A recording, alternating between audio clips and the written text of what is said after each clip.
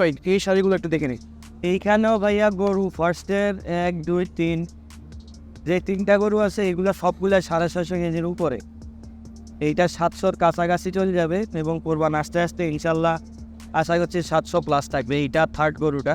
আচ্ছা তো এই দুইটা রাসিং আমরা দিয়েছি 6 লক্ষ টাকা করে এবং মাঝখানে একটা রাসিং দিয়েছি আমরা 5 লক্ষ টাকা। তারপরের গরুটা আছে এটা বিক্রি হয়ে গেছে অলরেডি। আচ্ছা, এটা সোল্ড। জি এটা সোল্ড, ইনশাল্লাহ কোরবানের আগে ডেলিভারি হবে এইটা। এটা ওজন কত আছে? ভাইয়া এইটার ওয়েট আছে আপনার 520-30 কেজি হবে। 520-30 কেজি। আচ্ছা, পরবর্তীটা।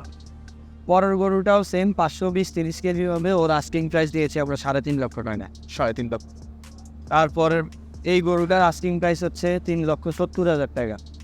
3,70,000 টাকা। ওজন কত আছে অনেক? এইটার ওজন হবে 600 কেজির নিচে, মানে নিচে তো 600 ধরতেও পারে আবার নাও ধরতে পারে। আচ্ছা আচ্ছা, নিটে ঠিক আছে। এটা তো একটু ছোট। এগুলা ছোট, এগুলো আবার লাইভ ওয়েটের হিসাবে চলে যাবে। আচ্ছা আচ্ছা, লাইভ ফেটে যাবে এগুলো। হ্যাঁ এখানে যা আছে এগুলো আবার লাইভ ওয়েটের হিসাবে চলে যাবে। তো লাইভ ওয়েটে গেলে দেখা যাচ্ছে এই গরুটার দাম 1,80,000 থেকে 85,000 90,000 টাকা আসতে পারে। আচ্ছা আচ্ছা আচ্ছা, এই গরুটার দাম 2 লাখ টাকার কাছাকাছি আসতে পারে এবং ওইটা অলরেডি একজনের সাথে কথা চলতেছে। ওইটা 2 লাখ লাইভ ওয়েটে, এখনকার ওয়েটে ওর ওয়েট আছে 348 কেজি। 348। জি এখন 320 টাকা করে হিসাব করবে। তারপর ঈদের আগে ডেলিভারি যখন হবে তখন আবার মেপে পেমেন্ট করে নিয়ে চলে যাবে। আচ্ছা আচ্ছা, এইগুলো সেম সেম। সবগুলাই লাইভ ওয়েটেজ, এইগুলো সবগুলো সেম। যেমন এই গরুটা লাইভ ওয়েটে বিক্রি হবে না, এটা ঠিকায় বিক্রি হবে। কেন এটা ঠিক কেন? আসলে এই গরুটা আমাদের কিনা, আসলে সব গরু তো লাইভ ওয়েটে দেওয়া যায় না আসলে এত।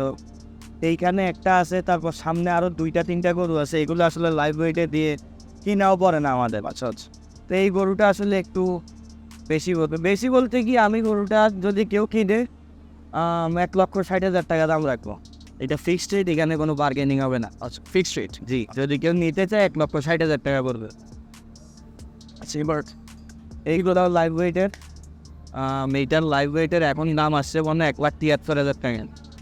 1,73,000 টাকা লাইভ রেটে আসছেন। কোরবানি আস্তে আস্তে এইটা মানে 1,75,000 থেকে 76-77,000 টাকার মধ্যে আচ্ছা আচ্ছা, আরও বেশি পড়বে। বেশি প্রফিট।